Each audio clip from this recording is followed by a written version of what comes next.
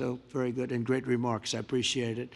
Mark, as head of NATO, maybe you could say a few words, please. Yes, I will be very brief. I really want to thank you, President of the United States, dear Donald, for the fact that you, as I said before, broke the deadlock basically with President Putin by starting that dialogue. And I think it was in February that you had the first phone call, and from there we are now where we are today. And that is, I think, if we play this well, we could end this. And we have to end this. We have to stop the killing. We have to stop the destruction of Ukraine's infrastructure. It is a terrible war. So I'm really excited. And let's make the best out of today and make sure that from today onwards we get this thing to an end as soon as possible. I really want to thank you for your leadership, what you are doing for Volodymyr, but of course also all the European colleagues. It is really crucial. And the fact that you have said, I'm willing to participate in the security guarantees is a big step. Is really a breakthrough, and it makes all the difference. So also thank you for that. Well, NATO also has agreed from 2% to 5%, which is something that is a massive amount of money. And it's 2% that wasn't always paid to 5% that is paid. That's a big difference. And so we appreciate that. That was a great move. Thank you very much. Ursula, maybe on behalf of the Commission, you could say a couple of words. Yes. Thank you very much. It's a pleasure to be here. And it's a very important moment. Indeed, we are here, Europeans, as friends and allies. We had a fantastic NATO summit. Together as the two largest and biggest economies in the world, we had the largest trade deal ever agreed. And now we are here to work together with you on a just and lasting peace for Ukraine. Stop the killing. This is really our common interest, stop the killing. And indeed, it's very good to hear that we're working on the security guarantees, Article 5 lies security guarantees, so important. But I want to thank you also that you mentioned the thousands of Ukrainian children that have been abducted. And as a mother and grandmother, every single child has to go back to its family. This should be one of our main priorities also in these negotiations, to make sure that the children come back to Ukraine, to their families. Thank you. And we did. I was just thinking we're here for a different reason, but we just a couple of weeks ago made the largest trade deal in history. So that's a big thing, and congratulations. That's great. Thank you very much, Ursula. Mr. Chancellor from Germany, a very great leader. Mr. President, Please. dear Donald, many thanks for having us today. I think this is extremely helpful that we are meeting and hearing that the two of you are having such a good meeting today here in Washington. The next steps ahead are the more complicated ones now. The path is open. You opened it last Friday. But now the way is open for complicated negotiations. And to be honest, we all would like to see a ceasefire, the latest from the next meeting on. I can't imagine that the next meeting would take place without a ceasefire. So let's work on that, and let's try to put pressure on Russia, because the credibility of these efforts we are undertaking today are depending on at least a ceasefire from the beginning of the serious negotiations from next step on. So I would like to emphasize this aspect and would like to see a ceasefire from the next meeting, which should be a trilateral meeting wherever it takes place. Well, we're going to let the president go over and talk to the president, and we'll see how that works out, and if we can do that.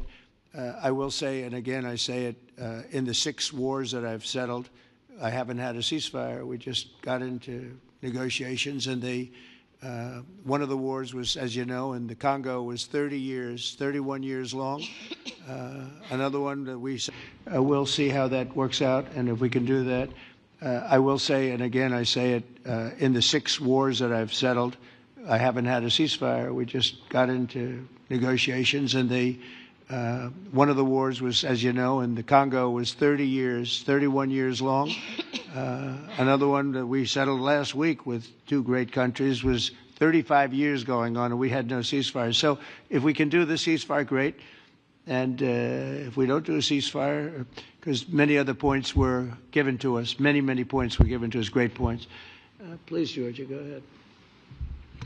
Well, thank you very much, Donald, Mr. President, for hosting us today in this important meeting. And I think it is an important day, a new phase, after 3 years and a half that we didn't see any kind of sign from the Russian side that there was a willing for dialogue. So something is changing, something has changed, thanks to you.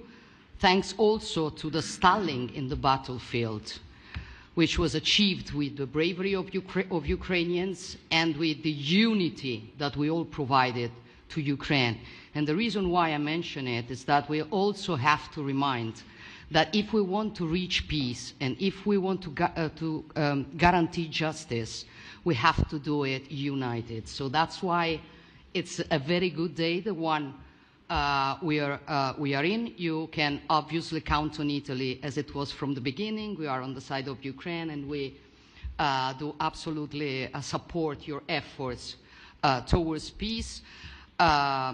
We will talk about many important topics.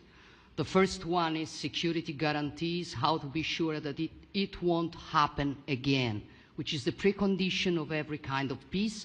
I'm happy that we will discuss about that. I'm happy that we will begin from a proposal, which is the, let's say, Article 5 model, which was Italian at the beginning. So we are always ready to bring our proposals for peace, for dialogue. It's something we have to build together to guarantee peace and to defend the security of our nation. So thank you, Mr. President, for hosting us. Thank you very much. Emmanuel?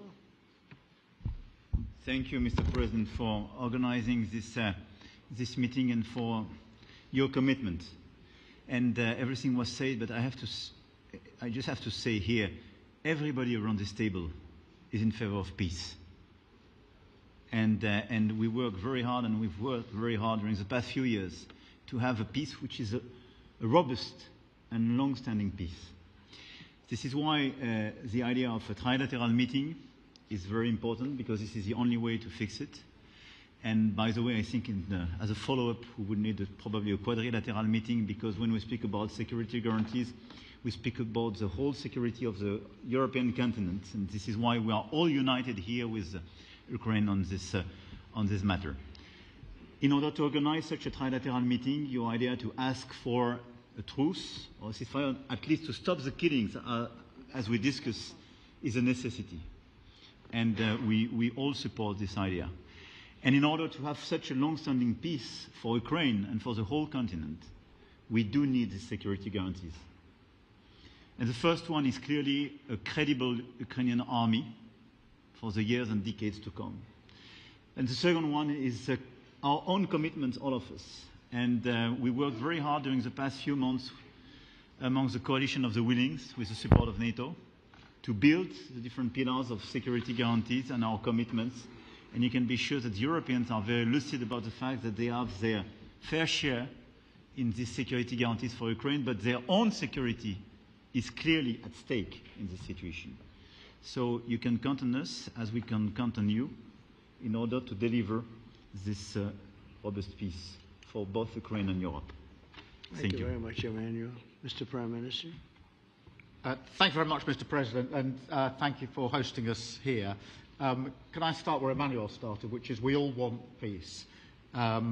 The war in Ukraine has had a huge impact, particularly on the Ukrainians who've borne the brunt of it, but it's also had an impact on Europe and on the United Kingdom. There's not a family or community that hasn't been affected.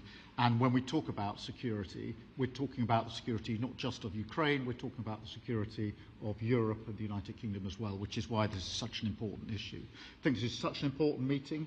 As a group, I think we've had a discussion on the phone a number of times, Mr. President, but be able now to be around the table to take it forward. And I really feel that we can, I think, with the right approach this afternoon, make real progress, particularly on the security guarantees, and your indication of security guarantees, of some sort of Article 5 style guarantees, fits with what we've been doing with the Coalition of the Willing, which we started some months ago, bringing countries together and showing that we were prepared to step up to the plate when it came to security.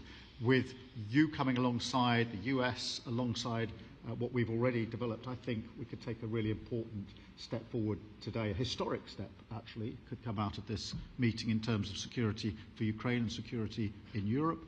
I also feel that we can make real progress towards a just and lasting outcome. Obviously, that has to involve Ukraine, and a trilateral meeting seems the sensible next step. So thank you for being prepared to take that forward, because I think if we can ensure that that is the progress out of this meeting, both security guarantees and some sort of progress on trilateral meeting of some sort to bring some of the difficult issues to a head, then I think today will be seen as a very important day in recent years in relation to a conflict which has gone on for 3 and a bit years, and so far nobody's been able to bring it to this point. So I thank you for that. Well, thank you very much. And, you know, it's very interesting because this is the first for the White House. You can't say that very often. It's seen a lot over the years, since 1800, 1799, to be almost exact. But this is the first where we've had so many prime ministers, presidents, the heads of European nations. And by the way, Alex, I'd like you to say a couple of words, too. You're a young, powerful man. Before I finish up, I want you to say a couple of words. Go ahead. I'll take the notion of youth back to my wife and try to convince her. Thank you very much, Mr. President. I think in the past 2 weeks, we've probably had more progress in ending this war than we have in the past 3.5 years. And I think the fact that we're around this table today is very much symbolic in the sense that it's Team Europe and Team United States helping Ukraine. And the progress that we're looking out of this meeting